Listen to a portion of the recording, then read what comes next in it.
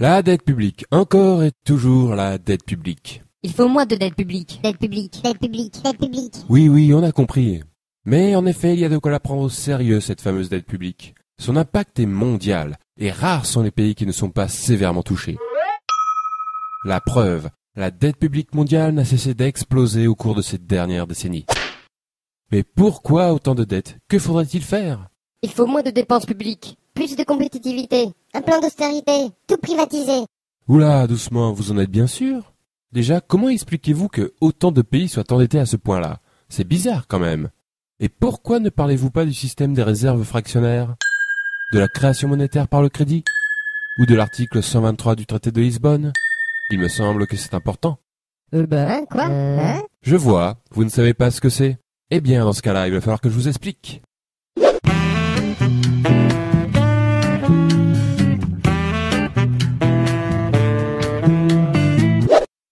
L'économie, c'est comme une baignoire.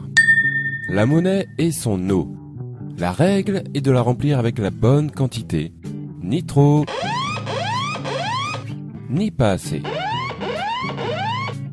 Quand une économie est en croissance, c'est comme si la baignoire grossissait. Il faut donc rajouter de l'eau, c'est-à-dire créer de la monnaie. Donc une première question s'impose. Comment est créée la monnaie? Les robinets de l'économie, ce sont des banques très particulières, normalement publiques, que l'on appelle des banques centrales. Elles peuvent créer et détruire la monnaie à volonté, et donc remplir ou vider l'économie. La monnaie créée par ces banques s'appelle la monnaie centrale.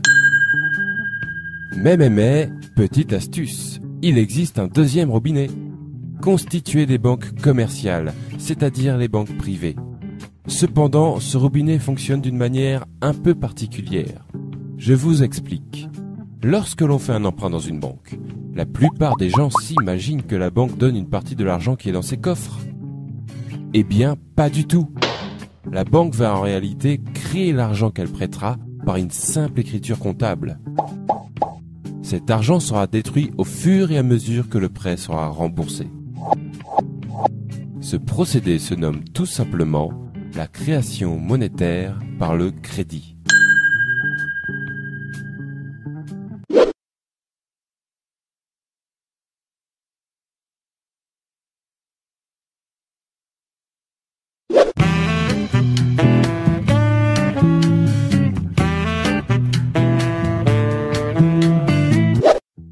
Pour savoir lequel de ces deux robinets coule le plus fort, il faut connaître les règles qui permettent de les tourner. Première règle, l'article 123 du traité de Lisbonne. Il fut un temps où les États se finançaient auprès de leur banque centrale et faisaient donc couler le premier robinet. Autrement dit, les banques centrales créaient l'argent dont les États avaient besoin pour combler leur déficit. Ce que l'on appelle aussi faire tourner la planche à billets. Mais l'abus de cette pratique à des fins généralement électorales provoquait par moments une inflation importante. C'est pourquoi, depuis les années 70, influencés par le monde financier, les États s'interdirent le recours aux banques centrales. Cette interdiction existe toujours et est aujourd'hui visible dans le traité de Lisbonne, signé par tous les membres de l'Union européenne sous l'article 123. Les États ne peuvent donc plus faire couler le premier robinet. Ils utilisent alors le second. Cela veut dire que pour combler leur déficit, les États font désormais des emprunts auprès du marché financier, et plus particulièrement auprès des banques commerciales. Deuxième règle, les réserves fractionnaires. Tout comme les États, les ménages et les entreprises font aussi leurs emprunts auprès du marché financier. Cela garantit alors pour les banques commerciales beaucoup d'argent à prêter en perspective. Mais disposent-elles de suffisamment de fonds pour cela? A priori oui, car comme nous l'avons vu, les banques commerciales créent l'argent qu'on leur emprunte. Mais il existe une limite, que l'on appelle le taux de réserve. La création ne peut avoir lieu que si la banque possède une certaine quantité de monnaie centrale. Cependant, cette limite est franchement souple, puisque, au final, les banques commerciales peuvent créer et prêter plus de 6 fois ce qu'elles possèdent en monnaie centrale. Et si malgré cette souplesse, elles sont tout de même à court, pas de souci, puisqu'elles sont autorisées à emprunter autant que nécessaire auprès des banques centrales. Cela laisse donc pas mal de liberté au second robinet. Ce système plutôt méconnu s'appelle le système des réserves fractionnaires. Il est pourtant répandu dans le monde entier.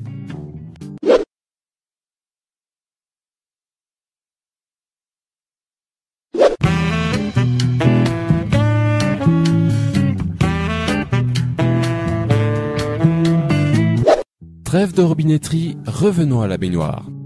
Nous venons de voir que le premier robinet ne sert plus aujourd'hui qu'à alimenter le second. En d'autres termes, la monnaie centrale ne sert plus aujourd'hui qu'à un rôle de régulation pour les banques. On peut donc comprendre que la baignoire est alors totalement remplie de la seconde eau. Autrement dit, la totalité de la monnaie en circulation prend désormais son origine dans les crédits accordés par les banques. En effet, l'essentiel de la monnaie est de la monnaie dite scripturale, c'est-à-dire de la monnaie issue du crédit. Or, il y a un problème avec cette eau. Elle s'évapore. Et oui, puisque la monnaie provient du crédit, elle disparaît quand ces mêmes crédits sont remboursés. Il faut donc sans arrêt refaire couler le second robinet pour garder la baignoire pleine. C'est-à-dire que les États, les ménages et les entreprises doivent sans cesse emprunter auprès des banques pour que l'économie fonctionne.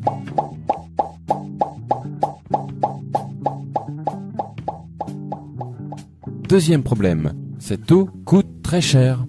En effet, les crédits accordés par les banques s'accompagnent d'un taux d'intérêt servant à rémunérer la banque. Il faut par conséquent payer perpétuellement des intérêts sur cette monnaie scripturale qui remplit l'économie. Et je peux vous le dire, cela représente un sacré pactole pour les banques et leurs créanciers. Et un sacré manque à gagner pour tous les autres. On va voir combien ces fameux intérêts peuvent coûter avec un exemple concret. L'énorme dette publique française. Respectant les règles qui ont été décrites, l'État français ne fait plus appel à sa banque centrale et paye donc des intérêts depuis 1973.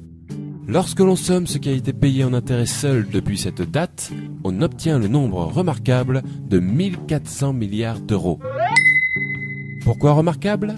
Parce qu'il est très proche d'une autre somme, la dette publique française actuelle, qui a augmenté sur cette même période de 1350 milliards d'euros. En clair, ce qui fait grossir la dette, ce sont tout simplement les intérêts de cette même dette. Et n'oublions pas qu'il ne s'agit ici que de la dette publique. La dette des entreprises commerciales françaises, par exemple, elle, est aujourd'hui de 7000 milliards d'euros. Les raisons d'un tel florilège de dettes publiques et privées partout dans le monde sont maintenant plus claires. En effet, une grande partie des pays de la planète baignent dans le même bain, à devoir faire des emprunts et payer des intérêts pour faire fonctionner leur économie. Pour rembourser ces emprunts et ces intérêts, il faut faire d'autres emprunts plus importants, qui amèneront d'autres intérêts plus importants aussi. On aboutit donc de cette manière à une dette qui se nourrit d'elle-même, et grossit, grossit, grossit, inévitablement.